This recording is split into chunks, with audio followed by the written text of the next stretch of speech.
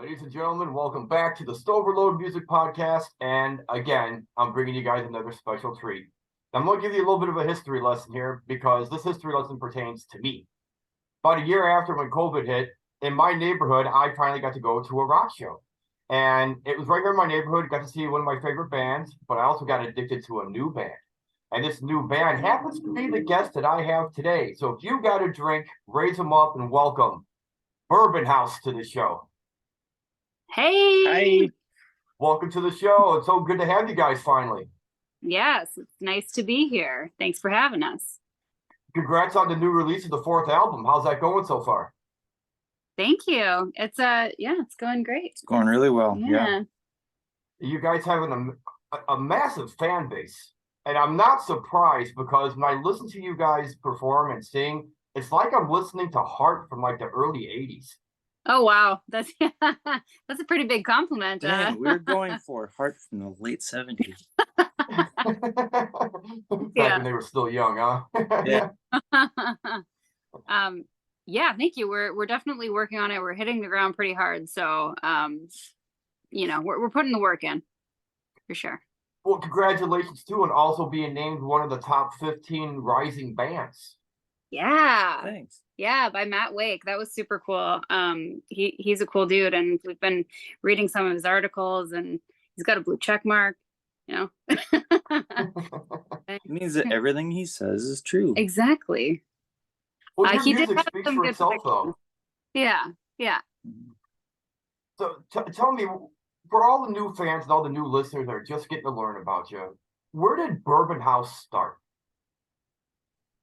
Right here in little old Wausau is where it started.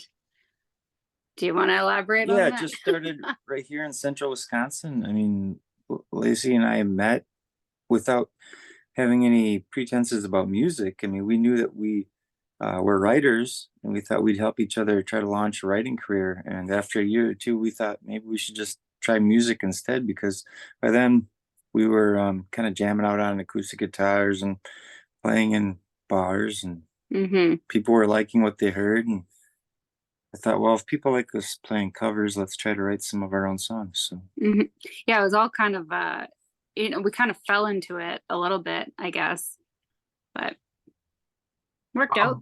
Glad you did. Yeah, I'm really me too. glad you did. And I really wish the night I got to meet you guys, I could have stuck around longer, but unfortunately I have a wife to take care of. It's not a bad thing, just priorities come first. But I remember as I was walking out the door, I heard you warming up, Carly, and I think as I walked out that door and I heard that voice, I'm like, holy crap. Like, I gotta leave? No, I don't want to leave.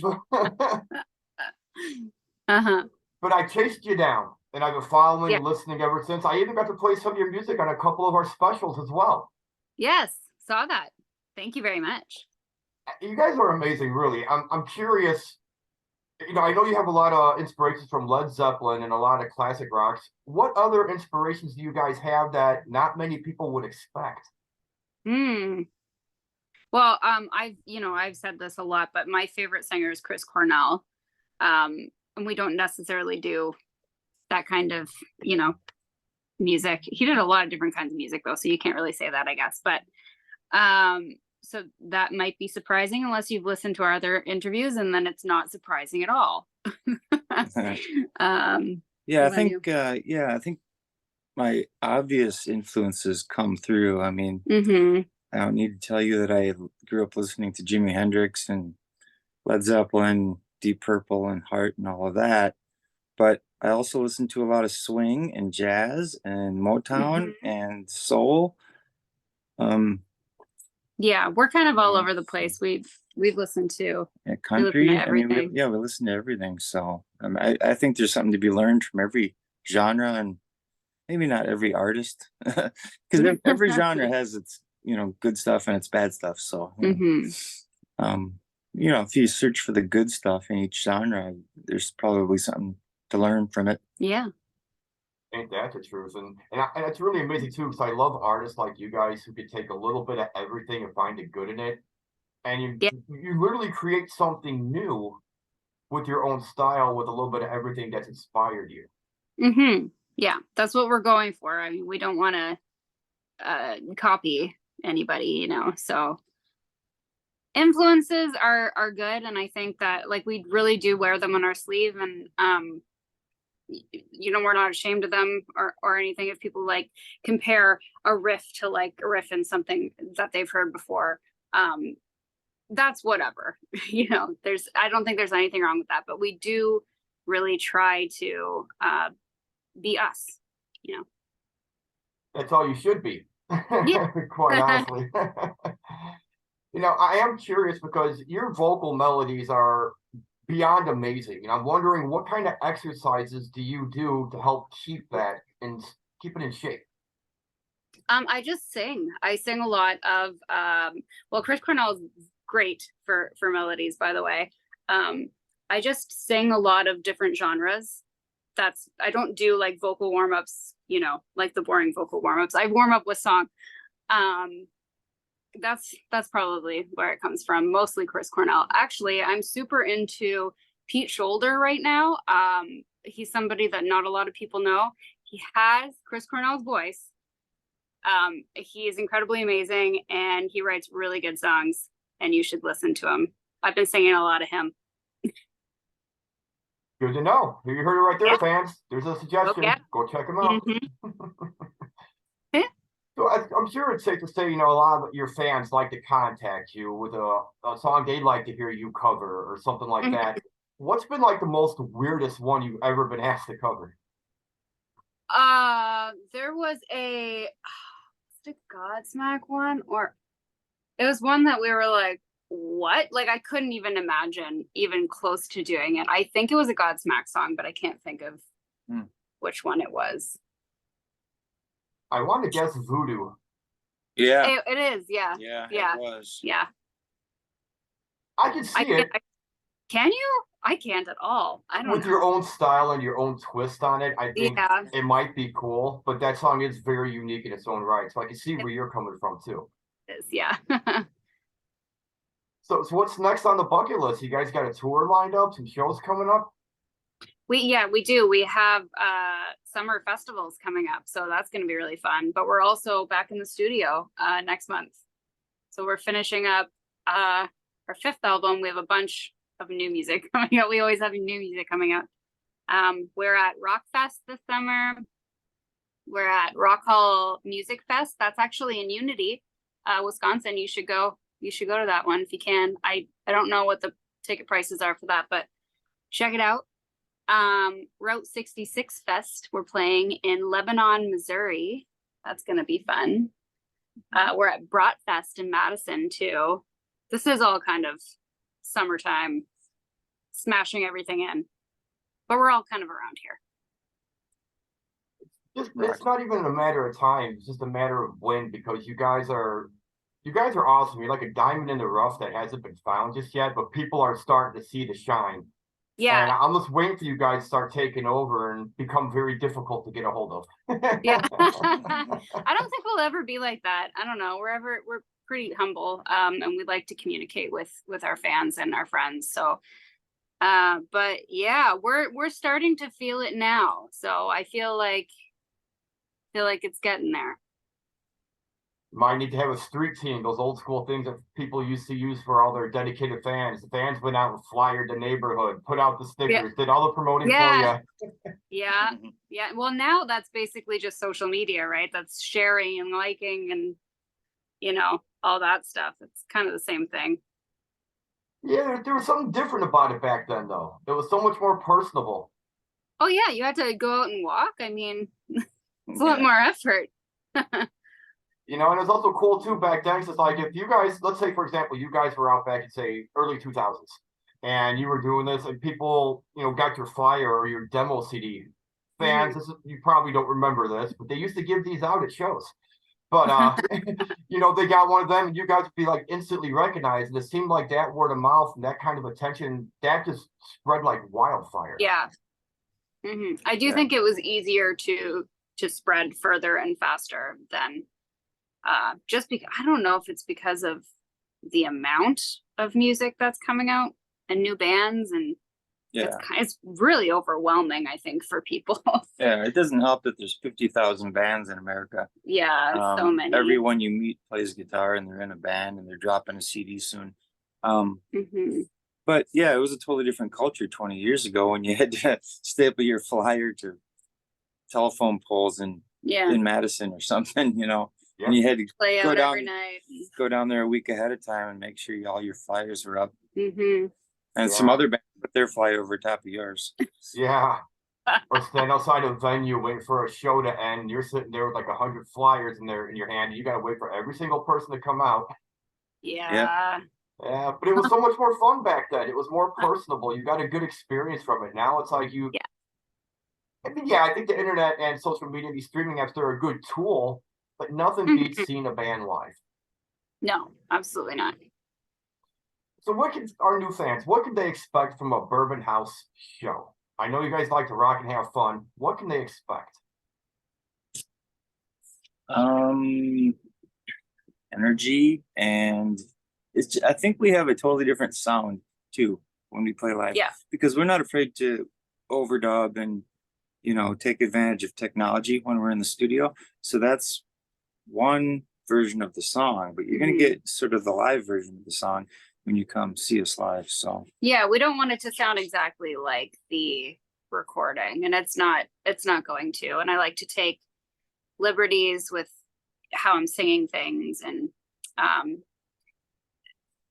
high energy. We're not super rehearsed either. So yeah, you know, some bands play the show exactly the same way night after night. Oh yeah, they like block the stage and everything. Like they're like, now I go step over here and do this, and yeah, none of that is going on. Yeah, like I'll play a different solo every time. Yeah, for the same songs. So yeah, and people have told us that we sound better live, so we're doing something right, I guess. You know what? I think I like you either way, whether I'm listening to you or whether I'm seeing you live. I mean, as I said, I was highly disappointed that I had to go and leave that night. But when I heard the sound as I was walking out, I was like, oh my God, I don't want to go. It sounded so damn good. Any, you know, having some fun, any kind of, you know, smoking guitars or anything like that for fun in the near future? Yeah, why not? I don't know. And like dancing people, yeah, I don't know. I would like to have like a super fun show in the future when it's like a thing that we can do and when it makes sense to do that, obviously. I don't know. I would add some fun stuff. Maybe some backup vocals would be really cool. You know, you got the like girls in the background. No, you guys can't see what I'm doing, but I'm dancing. I only have about 3 or 4 guitars, so I can't afford to light them on fire. Yeah, we gotta wait. I'm not saying light them on fire. Like yeah. Yeah, the Ace Frehley effect, you know, just like that's what smoke coming out of it. Just have some fun. Smoke and sparks, and, yeah. Maybe we should leave that for then, huh? Yeah. Now, one song you guys did and I fell in love with was a song called Trouble. Maybe I have the title wrong, but I'm sure that was it. But that was an amazing song. And I think I was begging you guys to let me play it on my show. Yeah. Did we sent it to you, didn't we? Yes, you did. Great.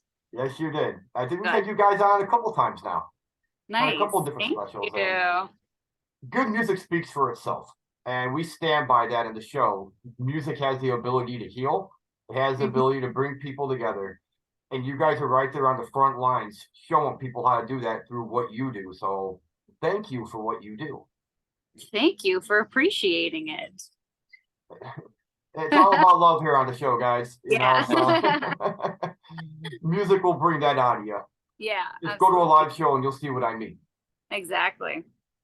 Well, we're at a point in the show right now. I like to do a little something special. It's called The Floor Is Yours. And this is a little bit of time I like to give my guests. If they want to say something to anybody listening, new, old, whatever, floor is open to you.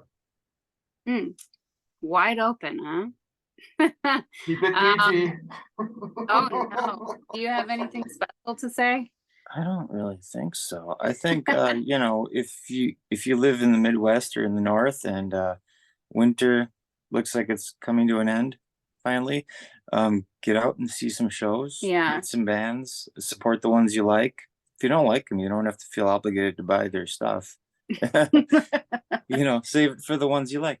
Yeah. Just But if go. you do like them, buy it. Yeah, find some music you like, go see them live, and buy a shirt or a CD or something. That's where they make their money. Yeah, 100%. Get out of the house. Like, get out.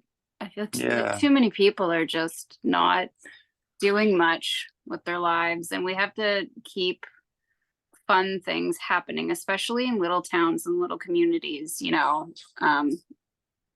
It's important to go and support the arts.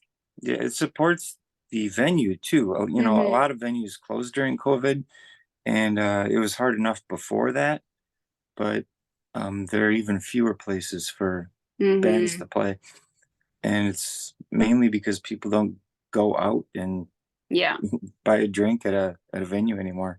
people don't do life. Yeah. Go do life again. You think the internet and all that kind of, and the pandemic kind of put the kibosh on that or hindered it?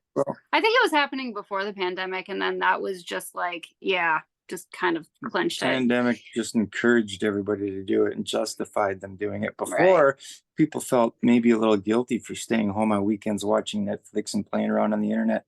But when But they were COVID still happened, doing it. everyone encouraged you to stay home, watch Netflix, and play around on the internet and don't leave the house. Yeah. Which is what a lot of people are kind of, that's what they wanted to do anyway. Now it's just become a lifestyle. Mm-hmm. Yeah, that's why we need bands like you to come into a residential neighborhood and just start jamming. Right. Make them wonder, what is that amazing sound? Where is that coming Take from? people out of the house. Yeah. In Wisconsin, you can only do that in the summer, which is very short. Yeah. Yeah. Yeah. You don't get 4 months to leave the house around Yeah. here to begin with. Yeah. So, it's starting about now. So, Yeah. Get out. Yeah, and then the weather's getting better. Yeah. Yeah. And it's amazing too, because I've always been saying up here in Green Bay, I always miss those spots bands, like most local bands always went to. There was always that one spot. You know what I mean? Oh yeah, go to this place, you want to see some bands. I don't see many of those around anymore. No. No, I know. And there's places that even like we used to play at that were those places. Like, this is where you go to see the bands, and they closed. So it's like, yikes. If you were drawing the most people to your venue and you close down, I can't imagine these little bars that are trying to survive. Yeah. Mm-hmm. Yeah, it makes you want to rent out a barn and just, hey, pay some farmer a couple $100. Hey, we're going to rent this barn out from you for every other weekend, and we're just going to throw shows in it. Yeah. There's a lot. Yeah, there's people who do that for sure. Mhm. Yeah. Pretty great way to teach this new generation about what rock and roll is really about. Yeah. I think they need some educational tips, don't you? Yes. Well, for all our new listeners and everybody tuning in, if they wanted to follow you guys and get in touch and become a fellow Bourbon House drinker themselves, how can they do that? So we are kind of everywhere. Our main website is bourbonhouserocks.com. That can kind of bring you everywhere. You can sign up for our email list so you can get all of the information you need. We are on Facebook at Bourbon House Official. We're on Instagram at Bourbon House Official. We're also on TikTok. That's Bourbon House Band. We are on Twitter. We have our own personal Instagram accounts that you can connect to us there. We have an Etsy store. That's where we sell the stuff that we have on hand, like in our own personal inventory, so we can sign it. That's Bourbon House Band on Etsy. And yeah, about that. That's about it. We're everywhere. Patreon. We did start a Patreon. We just started it. So we just have the one tier. It's $5 a month. And you get a bunch of exclusive shit. Can I say shit on this? I hope so.